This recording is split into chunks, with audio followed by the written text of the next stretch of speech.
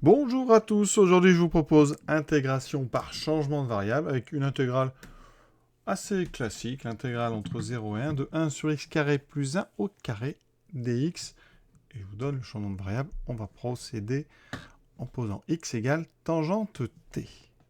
Première étape, x est égal à tangente t. On passe donc à la phase de dérivation. Ici, on remplacera donc dx par la dérivée de tangente t. Alors la dérivée de tangente, c'est 1 plus tangente carré. Voilà. Et on n'oublie pas de mettre le dt. Donc cette intégrale, elle va être égale à l'intégrale ici. Alors il faut penser bien sûr au changement de borne. Ici, on a x qui vaut 0. Donc on réfléchit, on résout. Tangente t égale 0. On va se placer sur donc moins pi sur 2, pi sur 2. Donc sur cet intervalle, eh bien, on peut prendre t égale 0. Et en même temps, on résout donc tangente t égale à 1. Et sur cet intervalle, on sait que ça veut dire que t vaut donc pi sur 4. Donc ici, eh bien, on va mettre ici 0. Et ici, on mettra pi sur 4. Ensuite, on passe à la fonction, ici, l'expression. Donc x, je le remplace par tangente t. Donc ça fait tangente carré de t plus 1 au carré. Et on n'oublie pas de remplacer donc le dx par 1 plus tangente carré de t fois dt.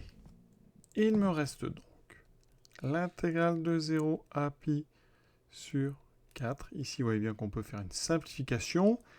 Il y a du 1 plus tangente t carré en haut, tangente carré de t. Et en bas, il y en a aussi mis au carré. Donc il me reste 1 sur tangente carré de t plus 1 dt.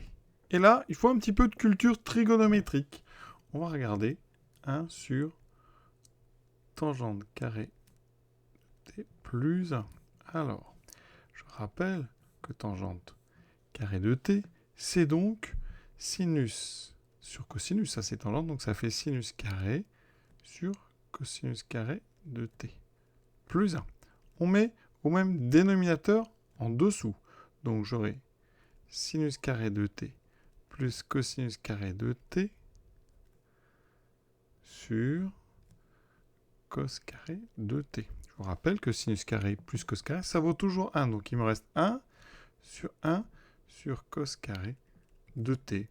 Eh bien ça tombe bien, parce que ça vaut cos carré de t. Donc ça simplifie grandement notre intégrale.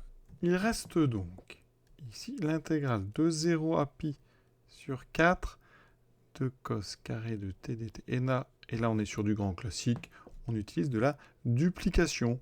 Je rappelle que cosinus carré de t, c'est cosinus donc 2x, 2t plus 1 sur 2. Donc c'est, on va mettre des demi plutôt qu'une grande division par 2. C'est 1 demi de cos de t plus 1 demi. Donc je n'ai plus qu'à intégrer ici 1 demi de cos de t plus 1 demi. Cette opération ici, passer du cos carré au cos de t, ça s'appelle la linéarisation. Ça permet de trouver des primitives très rapidement. Donc, comme primitive de cos de t, on va prendre sinus de t sur 2. Donc comme j'ai déjà un demi, ça me fera 1 quart de sinus de t. Le 1 demi va me donner 1 demi de t. La variable ici, c'est t. Je remplace par pi sur 4. 1 quart de sinus, ici, pi sur 4 fois 2, ça fait pi sur 2. Donc 1 quart de sinus pi sur 2, plus 1 demi fois pi sur 4. Ensuite, en 0, sinus 0 vaut 0, 1 demi de t vaudra 0. Donc sinus pi sur 2 vaut 1. Il me reste 1 quart plus pi sur 8. Autrement dit, on peut l'écrire pi sur 8 plus 1 quart. Et on a terminé cette intégration avec changement de variable. Voilà, je vous souhaite une bonne fin de journée à tous et à bientôt.